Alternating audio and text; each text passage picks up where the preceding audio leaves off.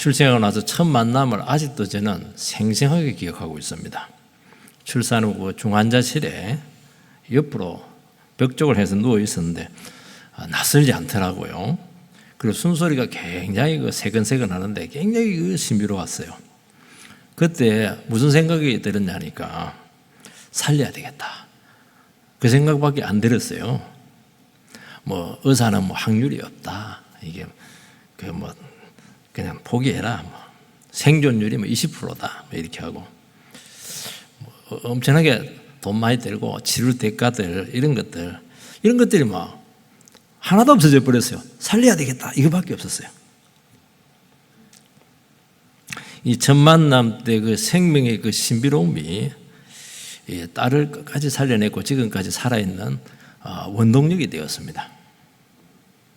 한 생명체가 아니었고 의학적으로 설명, 과학적으로 설명 안 되는 그 너무 신비스러운 그런 무엇이 있었다는 것입니다. 하나님께서 우리 인간들을 창조를 하셨는데 몸뚱어리 아니에요. 굉장히 신비로워요. 하나님 형상을 닮았다는 것인데 그 많은 비밀들이 있는 거예요. 유물론자들은 그걸 인정을 안 해요. 물건이에요, 물건. 물건이니까 뭐 죽이도 되고 살려도 되고 이렇게 한데 어떻게 물건일 수 있어요? 얼마나 신비로운데, 얼마나 인생들이 비밀이 많은데, 얼마나 깊이가 있는데. 죽음의 문제가 있죠. 사랑의 비밀이 있죠. 그 아름다움들, 생명들, 이 근원에 대한 이런 것들. 여러분들이 자기 자신을 잘 모르고 사람을 모르기 때문에 인생을 쉽게 대하는 거예요. 여러분 자신들에 대해서 쉽게 생각을 하는 것입니다. 정말 성경을 통해서 이것을 알게 된다면 우리처럼 귀한 존재가 없고 옆에 있는 그분들이 여러분 결코 간단한 분들이 아니십니다. 어마어마한 분들이 어마어마하다. 인사하시기 바랍니다. 어마어마하십니다. 어마어마하십니다. 벌레야 이렇게 하면 안 돼요. 말 안 듣고 막 그렇게 해도 아주 고장이 나서 그렇지 그거 굉장합니다. 그거 무한한 잠재력을 가지고 있는 거예요. 그래서 인류는 이것을 이해하고 설명하려고 수많은 시도들을 했습니다. 그래서 철학이 생긴 거예요. 철학은 인생을 묻잖아요. 인간을 묻고. 종교가 생겼잖아요. 구원을 그렇게 갈망하잖아요, 지금. 많은 사상들이 있잖아요. 어떻게 잘 만들어 보려고 하는 것이잖아요. 이런 것들은 인생 속에 있는 삶의 그 비밀들, 그 세상 속에 있는 그 신비들, 이런 것들을 알기를 원했다는 것입니다. 그런데 아는 정도에서 끝나는 것이 아니고 알면 뭐합니까? 삶을 바꿔내기를 원했던 것입니다. 그래서 철학이 있는 거예요. 그냥 머리로 하는 게 아닙니다, 이게. 그래서 종교나 철학이나 사상마다 전부 다 하나가 따라온다는 것을 알 수가 있습니다. 영성체험, 신비체험, 어떤 그 철학적인 가치를 위해서 어떤 그것을 구현해낼 수 있는 그 실제적인 방법들이 많이 개발이 되는 것을 알 수가 있어요. 이런 것들은 삶의 그 질적인 변화를 추구하기 위해서 만들어지게 되었다는 것입니다. 그 이론만을 위한 것은 하나도 없습니다. 이거. 오늘 사도 바울은 고린도 교회 성도님들에게 나는 너희들에게 오직 십자가만 증거한다고 말씀하고 있습니다. 고린도 지역은 아테네 다음에 두 번째 큰 도시잖아요. 헬라 철학의 본산입니다. 수사학이 발달되어 있죠.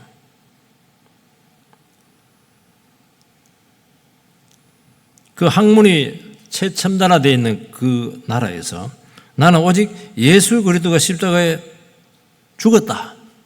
이것만 전한다는 것입니다. 헬라인들에게는 이게 정말 미련한 그런 말씀이죠. 왜냐하면 이게 말이 안 되잖아요. 논리적으로 말이 안 돼요. 학문적으로 이게 또 과학적으로 이게 말이 안 되는 거예요. 그런데 최고로 학문을 사랑했던 그 고린도 지역에서 가장 무식하게 보이는 나는 예수 십자가만 증거한다. 그 얘기를 일부러 선포하고 있는 것입니다. 바울 사도가 공부를 안 했습니까? 바울 사도가 논리를 몰라요? 언어를 모릅니까? 최고의 학부를 나온 사람인데 나는 그거 안 쓰겠다는 거예요.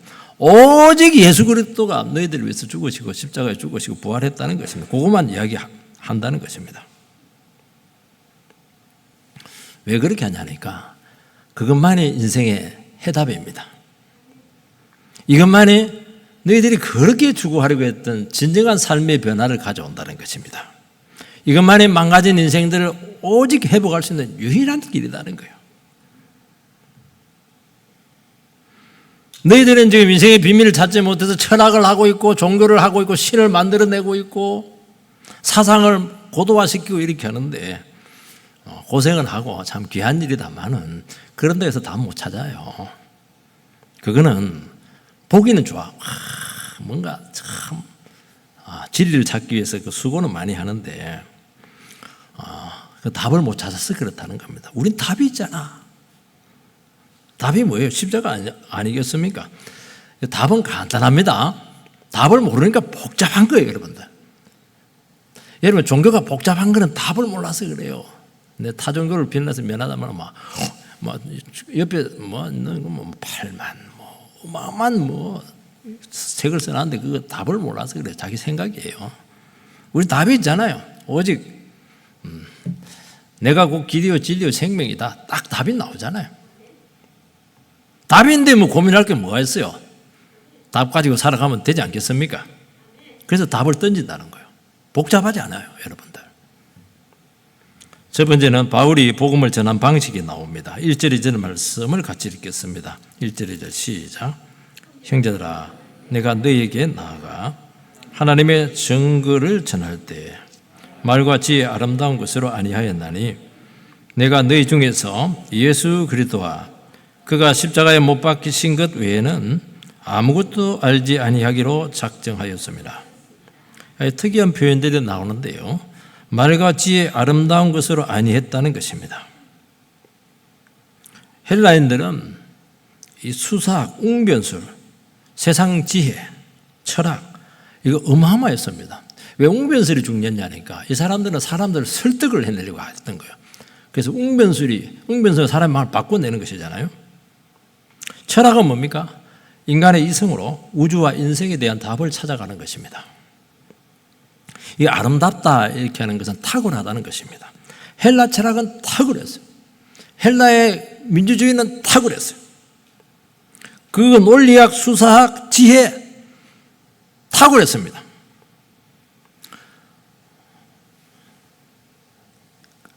헬라인들이 이렇게 학문 연구할 때 우리나라 뭐 했습니까? 미신하고 역사에도 없어요. 우리나라 사실은 그 고조선 시대부터 시작됐다는데 자료도 없어요. 그들은 인생의 근본을 고민을 했습니다. 우주의 근원을 가지고 몸부림을 쳤죠. 그리고 그것을 학문적으로 체계화시켰습니다. 우주는 물로 돼 있다, 불로 돼 있다. 그게 우리로서는 이상한데요. 그 당시에는 굉장히 중요한 문제였습니다. 이게. 그들은 민주주의를 실현을 했고 국가 개념이라고 하는 것을 만들어냈습니다. 이건 엄청난 거예요. 그리고 그런 신존재 개념을 정립을 시켰습니다. 이 철학이라 할 때 철학의 뜻이 뭐냐니까 조금 어려운데요. 필로소피, 이건 지혜에 대한 사랑입니다. 이게 철학입니다. 피타고라스가 BC 4세기경에 처음 사용을 한 개념이죠. 철학을 만들어낸 민족이 헬라인들입니다. 여러분, 철학이라고 하는 것은 이성이나 학문이 아니고 삶을 바꿔내는 열렬한 영적인 탐구였습니다. 이걸 기억해야 됩니다. 우리는 철학을 공부를 하는데 철학은 인간을 어떻게 하든지 바꾸어서 정말 참 바른 그 모습으로 세우자는 것이 철학이에요.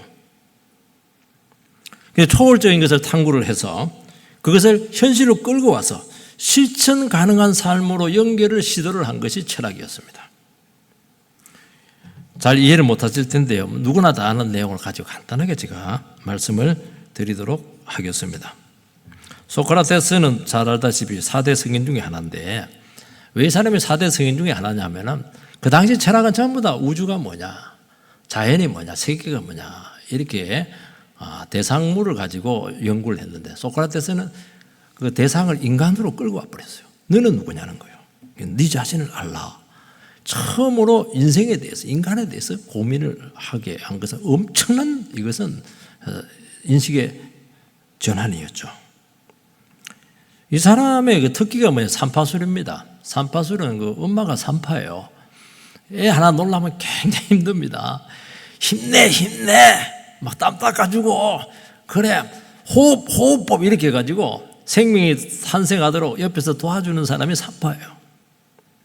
이 사람은 진리를 터득해 나가는데 산파술을 씁니다. 똑똑하다는 사람들, 지금까지 가지고 있던 학문적으로 탁월한 것들 전부 다 찾아가요. 그래서 어떻게 하냐, 계속 질문을 던집니다. 그리고 논리적인 오류를 발견하게 하고, 그래서 결국에는 네가 아무것도 모른다는 것을 받아내요. 대단하죠. 여러분, 똑똑하다는 사람이 나는 아무것도 모른다, 이 말은 불가능한 노력입니다. 근데 자기는 사람들로 하여금 스스로 진리를 깨달아가도록 옆에서 도와주는 산파다, 그렇게 했던 것이죠.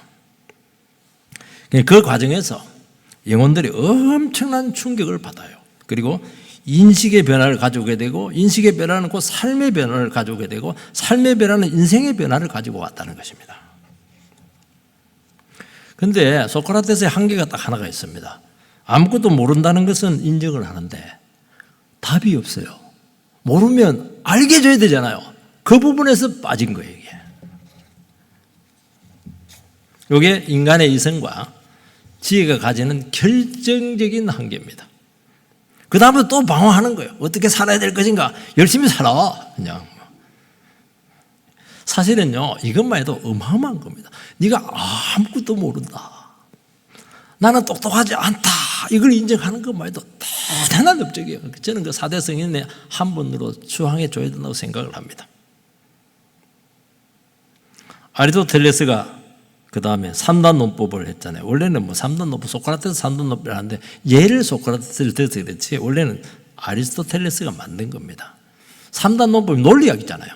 대전제, 소전제, 그러므로 이렇게 해서 답을 내는 것이잖아요. 모든 인간은 죽는다, 소크라테스는 인간이다, 코로가 중요합니다. 코로 소크라테스는 죽는다. 그래서 논리를 전개해 나가는 거예요. 꼼짝 못하죠. 답을 찾아가는 것입니다. 그런다고 해서 사람들이 바뀝니까? 안 바뀝니다. 논리적으로 아무리 맞아도 인간은 감정의 동물이기 때문에 안 들어요. 안 바뀝니다. 그래가지고 바뀌면 왜 예수가 왔겠어요? 안 바뀝니다. 옳다고 해서 바꿉니까? 안 바꿉니다. 감정의 문제가 있고 관계 문제가 있기 때문에 설교 들었지만 나를 미워하면 아마 안 들을걸요, 설교를 여러분들께서.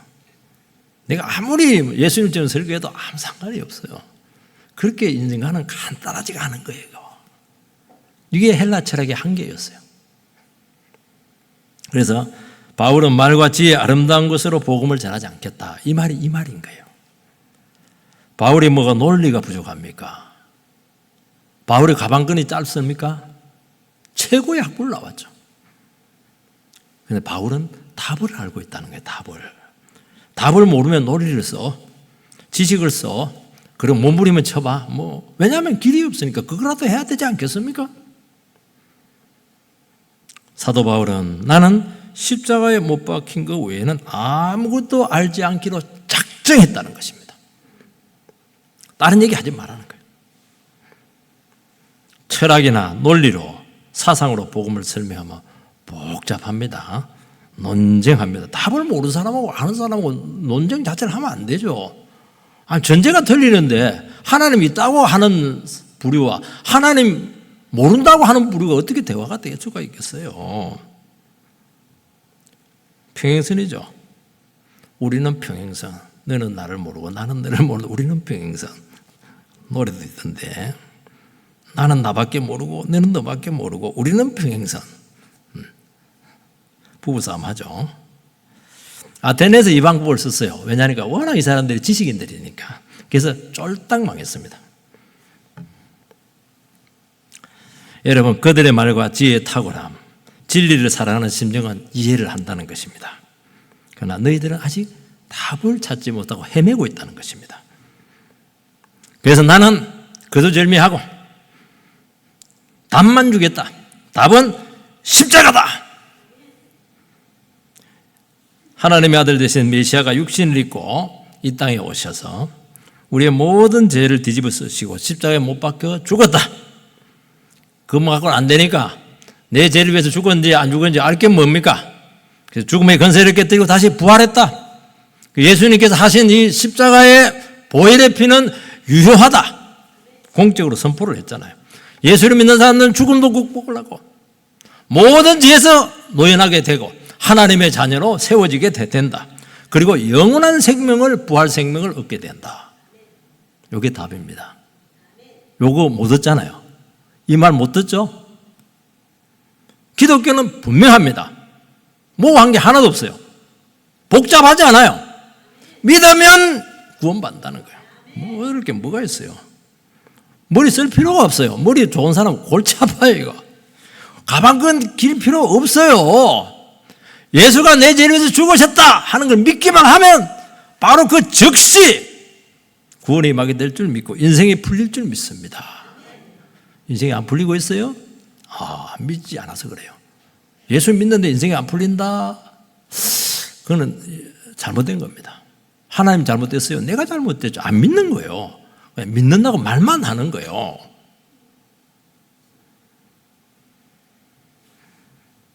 그러면 인생을 알게 됩니다. 하나님을 알면 나를 알게 돼요. 나를 알면 그대를 알게 돼요. 그대를 알면 대상을 알게 되는 거죠. 우주를 알게 되고 신을 알게 되고 아름다움을 알게 되고 행복을 느끼게 되고 선을 알게 되고 정의를 알게 되고 사랑을 할 수 있게 되고 죽음에 대해서 말할 수 있는 권세를 가지게 되는 것입니다. 이 기본적인 핵심적인 어젠다를 전부 다 한순간에 터득을 해버리잖아요. 세상에 이런 게 어디 있습니까, 여러분? 헬라인들은 사랑을 세 가지로 분류를 했죠. 에로스, 필레오, 아가페. 대단합니다. 우리는 뭐 사랑이 뭐고 막 그냥 서로 비비면 된다 이러는데 이 사람들은 달라요. 에로스, 필데스, 아가페. 개념 자체가 나오잖아 벌써. 얼마나 논리적입니까? 그런데 한 가지를 몰랐습니다. 십자가 사랑을 몰랐어요. 십자가 사랑하고 그 세 가지하고 비교돼요? 급이 다르잖아요. 하나님의 아들이 우리를 위해서 땅에 오셔가지고 버리지 같은 죽을 수밖에 없는 인생들을 위해서 뜯기고 찢기고 피 흘려서 우리 모든 죄를 해결하시고 우리 하나님의 거룩한 자녀로 만들어냈다. 인간 만들어냈다. 그게 십자가 사랑이에요. 어디 거기다 듣고 에로스가 어떻고 필로스가 어떻고 아가페가 어떻고 어떻게 거기서 주름을 잡아요. 감히. 명쾌하고 단순하잖아요.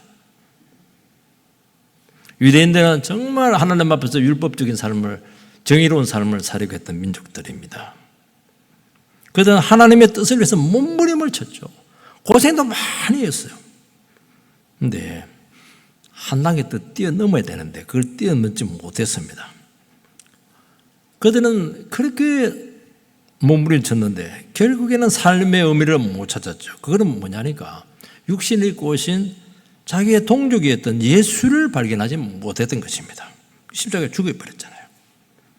그래서 여러분, 구원이라고 하는 것은 기독교라고 하는 논리가 아니고 감정이 아니고 학문의 영역이 아니고 이 계시의 영역이에요. 계시. 하나님께서 열어줘야 돼요. 인간의 머리에서 나온 게 아니잖아요. 그래서 1절에 보면 뭐라고 되어 있냐니까 형제들아 내가 너에게 나아가 하나님의 증거를 전할 때 하나님의 증거라고 말씀하고 있는 거예요. 증거라고 할 때 여기서 헬라로 좀 어려운 말인데요. 비밀이다 그런 뜻을 갖고 있습니다. 내가 하나님의 비밀을 너에게 이야기해 준다는 거예요. 바울 사도가 에베소서에서 나는 비밀의 경륜을 가지고 있다 할 때 그 비밀의 경륜이 복음이에요. 비밀 할 때 이거는 헬라에서 나오는데 어려운 말인데 조금 들어볼 필요는 있어요. 미스테리온. 헬라 사람들은 신을 경험하고 초월적인 세계를 경험하기를 그렇게 갈망했습니다. 그래서 나름대로 그 체계화된 신간, 이런 것을 정립을 한 후에 신전에서 종교 의식을 체험을 합니다. 그게 파르테논 신전이잖아요. 굉장하잖아요. 이거. 밤에 진행이 되게 되는데 신전 안에서 그 비밀로 진행이 되었어요. 그게 바깥에서 모른다. 그런 의미에서 미스테리오, 비밀이었어요. 절차에 따라서 식순에 따라서 신에게 가까이 다가가는데 그때 엄청난 흥분이 일어나게 되었고 두려움이 왔고 정신적인 고뇌가 찾아왔고 그러면서 삶이 밑에서부터 흔들리기 시작하는 것입니다. 이런 특별한 세계를 경험하면서 삶의 변화를 추구를 했던 것입니다. 그래서 개인 영성 수련회와 똑같아요. 이게 헬라 철학은 개인 영성 수련회입니다. 바울은 그 개념을 그대로 끌고 와요. 바울은 이 헬라 사람들의 신비적인 이런 체험을 배경을 합니다.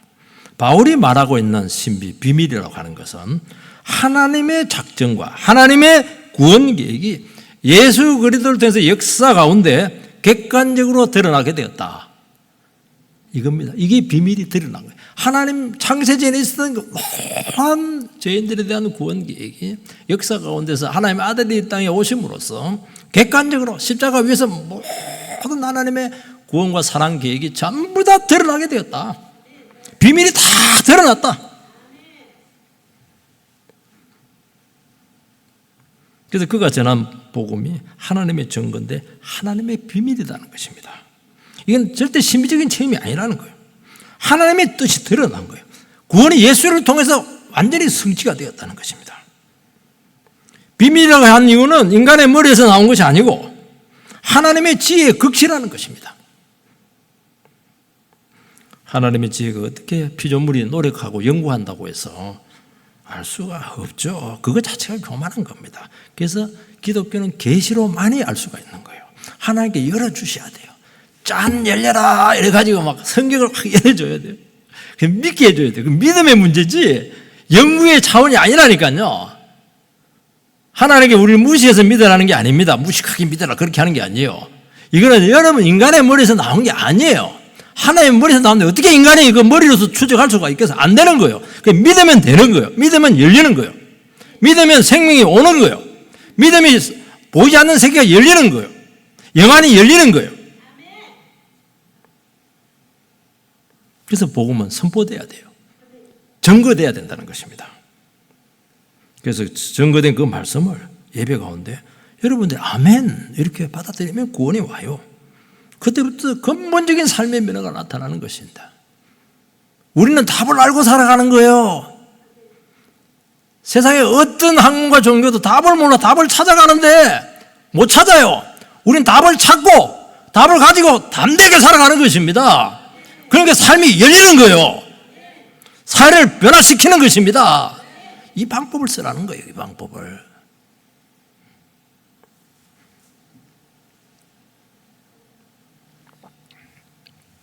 두 번째는 약하고 두려워하고 떨었다는 것입니다. 3절 말씀을 같이 읽겠습니다. 시작. 내가 너희 가운데 거할 때 약하고 두려워하고 심히 떨었노라. 바울은 복음을 전할 때 그 심정을 아주 적나라하게 고백을 하고 있습니다. 우리는 너무 고매하고 너무 뛰어나고 탁월한 사람, 공부 많이 한 사람들 앞에서 막 기가 죽습니다. 할 말도 못해요. 덜덜덜 떨고 이렇게 합니다. 이 헬라 지역인 고린도 지역에서 복음을 전하려고 하면은 논리적으로, 철학적으로, 그리고 수사학적으로 아주 현란해야 될 것입니다. 그런데 바울이 전한 것은 이스라엘에 그것도 아주 깡촌 갈릴리라는 지역에 있는데 아주 가난한 한 청년이 있었다니까. 그 청년이 죽었다가 3일 만에 살아났어. 이거 이야기해야 돼요. 얼마나 초라합니까? 그거. 로마도 아니고 공부한 것도 아니고 목 쓰고 공부도 안 하고 이건 배울 것도 없고 체계도 없고 그걸 전해야 됩니다. 여러분 그거 용기가 필요하죠? 전할 수 있겠어요? 저도 전도를 한 번씩 나갑니다. 예수 믿으세요. 예수 믿으면 구원이 옵니다. 그거 짧은 한마디인데도 쉽지가 않아요. 사람들이 얼마나 콧방귀 뀌었어요, 그거. 대철학자들 앞에서. 그래서 아테네에서 설교하다가 실패를 했습니다. 그러면서 뭘 느꼈느냐. 그거 써서 안 되는구나. 내 머리에 쓰고 내 능력으로 안 되는구나 하는 것을 뼈저리게 느낀 것입니다. 그래서 약하고 두려워하고 심히 떨었다는 거예요. 고린도 지금 더 하거든요. 너무 위축이 되어서 힘들었다는 것입니다. 이거는 복음이 실패해서 그런 것이 아니고 복음의 성격 때문에 이런 현상이 나타난다는 것입니다. 우리는 복음만 생각하면 내 자신이 그분 앞에서 너무나 보잘것없고 연약해질 수밖에 없습니다. 우리가 왜 예수를 믿었어요? 약하니까, 바보니까, 죄인이니까 믿었잖아요. 여러분, 언변이 대단해요. 여러분, 공로가 대단합니까? 업적이 대단해요? 재능이 막 탁월합니까? 그러면 복음이 안 나타납니다. 복음의 능력은 약한 데서 온전해집니다. 말씀하고 있습니다. 말도 되지도 않을 것처럼 보이는 이 복음으로 온전한 지혜를 얻을 수가 있습니다. 내 자신의 지식이나 힘과 능력 과시로는 안 됩니다. 여러분 주님 앞에서 무력감이 찾아와야 돼요. 나는 정말 할 수 있는 게 아무것도 없네. 그 내 머리 요 통박 굴리는 거 요거 하면 할수록 망하는구나. 이런 걸 빨리 깨달아야 되는 것입니다. 그때 복음은 권세 있게 증거가 된다는 것입니다. 우리는 연약합니다. 고난이 옵니다. 이것이 세상에는 수치죠. 결점이죠. 그냥 비난받습니다. 세상에 예수 믿는 것 때는 주변머리도 없고 정말 밥맛이다 막. 근데 그게 하나님의 영광을 가리는 게 아니에요. 우리는 막 빛과 번쩍한 가운데 큰 소리 빡 치고 명절 되고 이러면 그래 이제 벤처 다 뒤에다 허시지만은 그거 다 빌려서 온 겁니다. 어릴 때 쏘았어요. 이거 전부 다 임대한 렌트한 거예요. 그리고 막 과시하고 싶죠. 복음 능력 안 나타납니다. 그거 갖고 그렇게 되는 게 아니에요. 하나님의 능력을 경험하고 싶죠. 하나님께서 나를 통해서 일하심을 체험하고 싶죠. 복음은 인간의 연약으로 하나님의 영광을 드러내는 방식인 것입니다. 고린도서 12장 7절 말씀을 띄워주시기 바랍니다. 고린도서 12장 7절 말씀. 없어요. 들으면 돼요. 바울은 3번 하나님께 육체의 가시를 빼달라고 기도했습니다. 하나님께서 안 빼줘요. 3번 했다는 거 빼주세요. 같이 한번 읽읍시다. 시작. 여러 계시를 받은 것이 지극히 크므로 너무 자만하지 않게 하시려고 내 육체의 가시 곧 사탄의 사자를 주셨으니 이는 나를 쳐서 너무 자만하지 않게 하려 함이라. 그 뒤에는 제가 안 했는데요.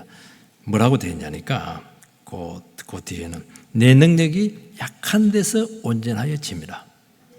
너 가시라도 없으면 너 기고 만약할 거 아니야. 학벌 좋지, 가문 좋지,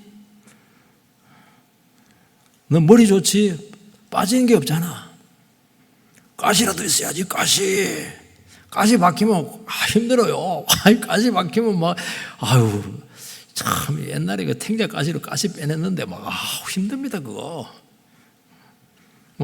그만 하려니까 퍽 찌르는 거야. 이러니까 너도 인간이구나 이러면서 겸손해지는 거야. 약해지는 거야. 학벌이 어디 있어요? 학벌이 어디 감히 내 앞에서 학벌을 지금 자랑하는 거야. 돈이 어디 있어? 돈이 내가 다 준 거 아니야 지금. 약해지라는 거야. 힘을 쫙쫙 빼놓습니다. 여러분들 강해요? 대단해요? 잘 돌아보시기 바랍니다. 왜 여기 앉아있어요? 이 잘난 분들께서 하나님 가시를 하나 박아놨잖아. 나살 하나 빼놔버렸어. 이것만 오면 꼼짝을 못해. 내 능력이 약한 데서 온전해집니다. 이게 복음의 성격 때문에 그렇다는 거예요. 설교자는 예배 때마다 긴장합니다. 항상 설교를 할 수 없는 상태입니다. 내 자신도 그렇고 성도들의 상태도 그렇고 설교 준비도 어려워요. 설교 준비를 잘 해놨어요. 그런데 이거 가지고 도무지 구원할 수 없을 것 같아요. 설교 준비할 때는 은혜가 된 것 같은데 그 다음날 이거 보면 또 이거 막 빈약합니다. 고치고 또 고치고 설교 끝날 때까지 주님 의지할 수밖에 없습니다. 야, 오늘 이것도 끝났다 그러면 반드시 망합니다. 그래서 우리는 말씀 앞에 설 때마다 좌절입니다. 좌절. 왜냐하면 그거 당연한 거 아니겠어요? 어떻게 인간이 그 거룩하시고 위대하신 하나님의 말씀 앞에 감히 들어갈 수가 있겠어요? 하나님께 열어주셔야 돼요. 열어줄 때도요, 팍 열어주지 않고 이렇게 바늘구멍 몸부림치고 막 회개하고 좌절하고 이렇게 하면 뭐가 보여? 조금 보여. 여기 보면 안에 싹 보여요. 그거 갖고 설교하는 거예요, 여러분들. 몰라도 너무 몰라. 말씀 앞에 서면 답답합니다. 부르짖고 말씀 감당할 수 없는 연약함을 수없이 고백을 하는 것입니다. 어떻게 감당할 수 있겠어요? 여러분, 이 세상에서 제일 어려운 것이 돈 버는 것이라 생각하는데 아닙니다, 여러분들. 자식 키우는 게 아닙니다. 예수 믿는 게 제일 어려운 거예요, 여러분들. 내가 변하는 것이 제일 어렵습니다. 내가 안 변하니까 자꾸 옆에 사람을 자꾸 변하라고 그래요. 자기만 변하면 다 변해요. 착각하고 있는 거예요, 지금. 그게 늘 조마조마해요. 늘 가슴을 졸일 수밖에 없어요. 저 성도님 좀 된 것 같은데 또 하는 거 보니까 막 조마조마해야죠. 언제 또 등 돌릴지 모를 것 같고, 언제 하나님 가르침자처럼 막 그럴까, 그런 염려들이 계속 있는 거예요. 그러니까 막 설교해놓고 나서 목회하면서도 계속 기도하는 거예요. 떠내려가지 않도록. 얼마나 가슴이 졸입니까 이거. 아마 제가 수술해서 가슴 열어보면 가슴 속에 홀라당 탔을 거예요. 살아있는 게 기적입니다, 사실은. 그래서 우리는 결국 십자가 붙들고 능력을 주시도록 기도할 수밖에 없어요. 주님께서 역사해 주시도록 기도할 수 없어요. 그게 능력이라는 거예요. 그렇게 복음은 역사를 한다는 거예요. 인간의 능력과 지혜 가지고는 한 영혼도 구원할 수가 없습니다. 내 것이 아무것도 아닌 것이 될 때 그때부터 뭔가 이루어지기 시작해요. 역사가 나타나요. 사람들에게 눈물이 나타나기 시작해요. 오늘 강단들이 너무 화려하고 스펙 빵빵합니다. 저는 그 부정하는 게 아닙니다. 자신감으로 넘칩니다. 안 될걸요? 초라해질 필요가 있어요. 성령은 강고도 없고 인간의 지식과 성공이 번쩍번쩍합니다. 지금 말씀보다 철학과 인간 지혜와 세상 축복으로 그냥 도배를 해놔버렸어요. 그러니까 막 시간을 때워야 되고 우스갯소리도 하고 막 성공자 유명한 사람 막 세우고 이렇게 하면 잘 된다는 거 아니겠어요? 부정하는 거 아닙니다. 세상 이야기 막 굉장히 쏠깃합니다. 이거. 여러분, 복음의 권세가 회복돼야 될 줄 믿습니다. 무력감과 겸비함을 통해서 역사하시는 이 복음의 비밀을 여러분들께서 열어가시게 되기를 주의 이름으로 축복합니다. 세 번째는 성령과 능력이 나타나야 돼요. 4절 말씀을 같이 읽겠습니다. 시작. 내 말과 내 전도함이 설득력 있는 지혜의 말로 하지 아니하고 다만 성령의 나타나심과 능력으로 하여. 여기 설득력 있는 지혜의 말이라고 하는 것은 인간의 지혜와 방식으로 복음을 전하는 것입니다. 수사과 철학을 복음으로 섞어서 효과적으로 전하기 위해서 그 방법을 쓴다는 것입니다. 여러분, 깊은 묵상을 하고 효과적인 전달 방식을 쓰지 말라는 거 아닙니다. 그거 써야 됩니다. 목사가 무식하면 안 돼요. 공부해야 됩니다. 논리적으로 말을 못 하시는 분들은 목사하면 안 되는 거예요. 그래서 공부를 많이 시켜요, 목사들은. 옛날에는 의학, 법학 이런 것들 저 미칩니다. 신여들의 학문이라고 그랬어요. 신학이 최정상이었습니다. 지금 시대가 바뀌어버렸어요. 그 정도로 많은 그 준비를 요구했던 것입니다.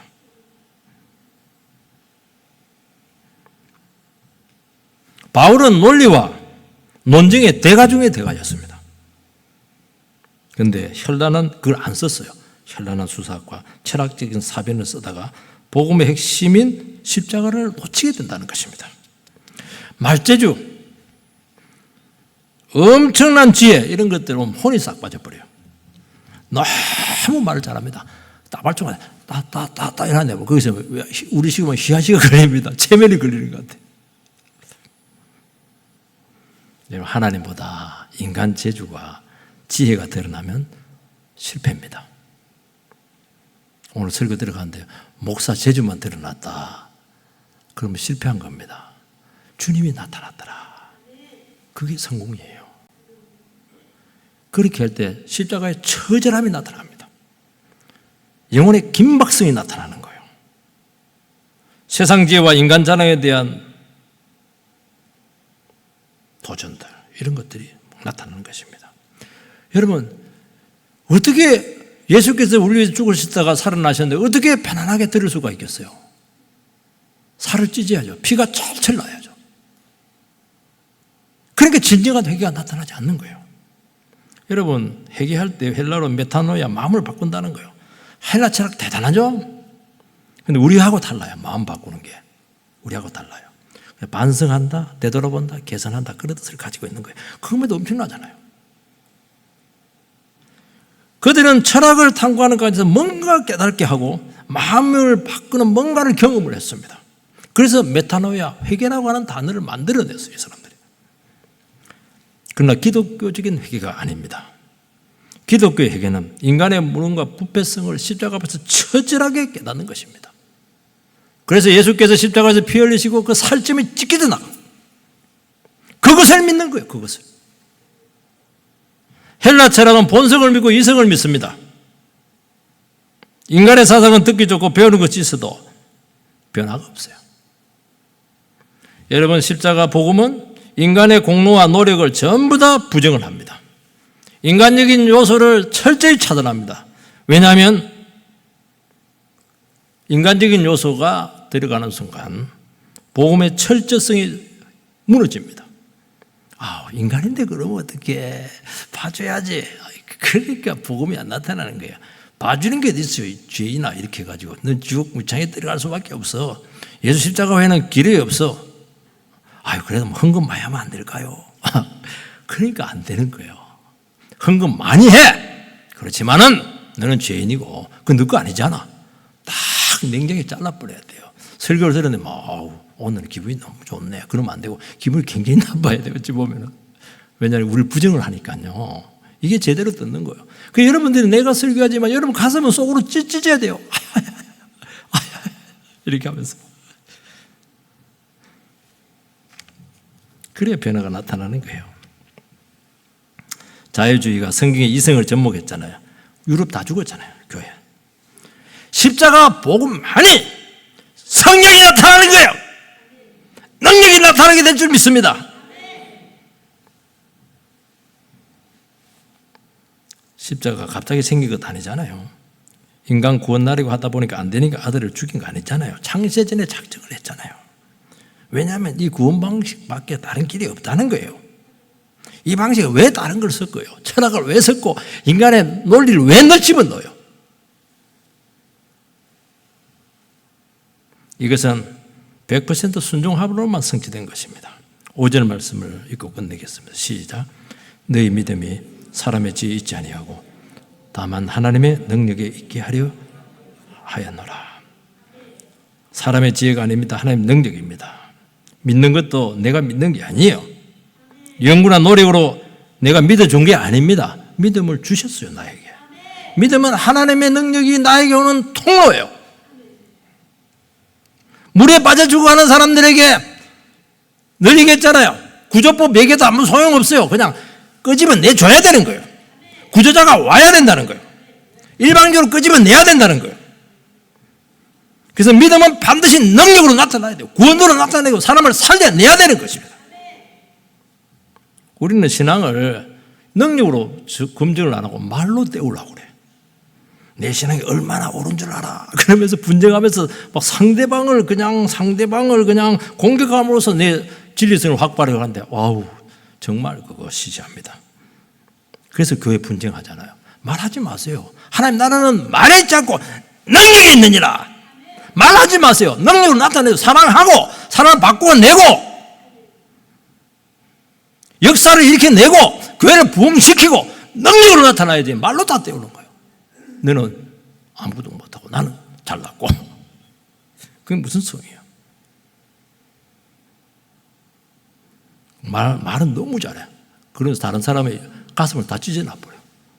품지 못하고 따뜻하지 못하고 정죄해버리고.